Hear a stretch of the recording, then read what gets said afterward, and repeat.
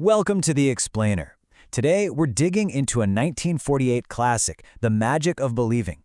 It's a book that claims the single most powerful force in the entire universe, well, it's sitting right between your ears. And you'd be surprised how much it connects to things happening today. Okay, so let's start with a little puzzle. You've got a comedy legend, a World War I soldier, and a modern self-help phenomenon like The Secret. Now, on the surface, they seem completely unrelated, right? Separated by decades, by totally different fields. But believe it or not, they are all connected by one single, surprisingly influential book.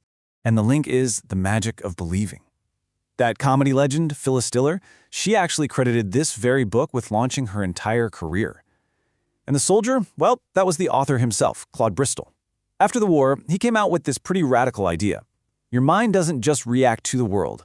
It can actively shape it. So, what was Bristol's big idea, way before things like the law of attraction became a household name? He basically believed that humanity was sitting on this incredible source of power, but almost no one knew how to flip the switch and turn it on. Bristol's starting point was really simple. If you don't have a clear, fixed goal, you're just drifting. He saw people all around him just kind of hoping for success, but they never actually defined what that success looked like. They never gave their mind, their most powerful tool, a specific target to aim for. To explain this, he used this fantastic metaphor. Think of your conscious mind, the one you're using right now to listen to me, as the captain on a ship's bridge. It thinks, it plans, it gives the orders. But the real power, the thing that's actually moving the ship forward, that's the subconscious mind. It's the massive, unseen engine room down below, and its job is just to carry out the captain's orders, no questions asked. Bristol was absolutely convinced that this subconscious engine could be directed. The captain could give the engine room a destination, but here's the catch. It needed a very specific kind of fuel to really get going. Now you gotta understand, Bristol wasn't just making this stuff up. He was a former police reporter obsessed with facts. He spent years digging through literally thousands of books on psychology, religion, metaphysics, you name it, all because he was searching for a single golden thread that tied them all together. And he found that golden thread. He called it the law of suggestion. This is really the core mechanism of his entire philosophy. The idea is that your subconscious isn't a critical thinker. It's not going to argue with you. It's a servant. It accepts what it's told over and over again, especially when those messages are charged up with emotion and belief. What's crucial here is that Bristow saw this as a totally neutral force. Think of it like gravity or electricity. It just is. It works everywhere, all the time, for both good and, well, for bad. This wasn't some mystical secret, he argued. It was a fundamental law of how the human mind works. And he pointed out that you see it in action everywhere. It's the reason a silly jingle gets stuck in your head and suddenly you want to buy that product. It's the power behind the chants in a religious service, or that rousing pep talk that fires up a whole sports team before a big game.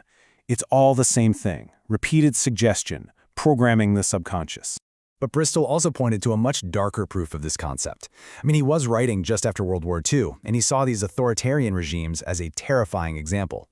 The constant storm of slogans, symbols, and propaganda, he argued it was a massive nationwide application of repeated suggestion, shaping the beliefs and actions of millions of people.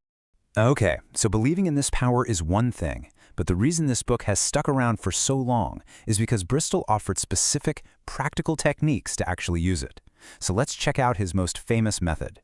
He called it the mirror technique. And the idea here is to supercharge that law of suggestion by getting multiple senses involved. You're not just thinking the thought anymore, you are literally seeing yourself say it, and you're hearing the words spoken with conviction. It creates this powerful feedback loop that basically convinces your own brain that this belief is real. And he wasn't just pulling this out of thin air. He claimed that some of the greatest speakers in history used a very similar practice. They weren't just rehearsing to memorize their lines. They were doing it to project this unshakable belief in their own words, so they could transmit that conviction straight to their audience. And to prove this wasn't just some abstract theory, Bristol filled the book with his own stories.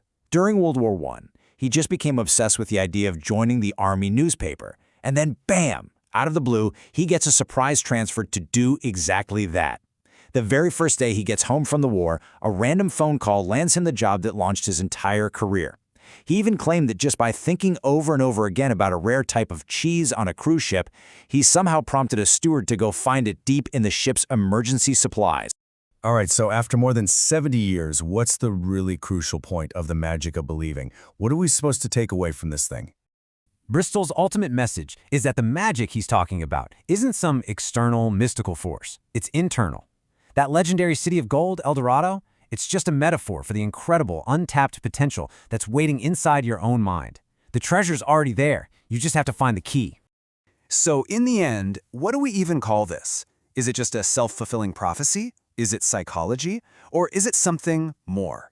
Whatever label you put on it, Bristol's challenge to us remains the same. A clear, vivid belief isn't just a passive feeling. He says it is the active, creative force that builds your reality.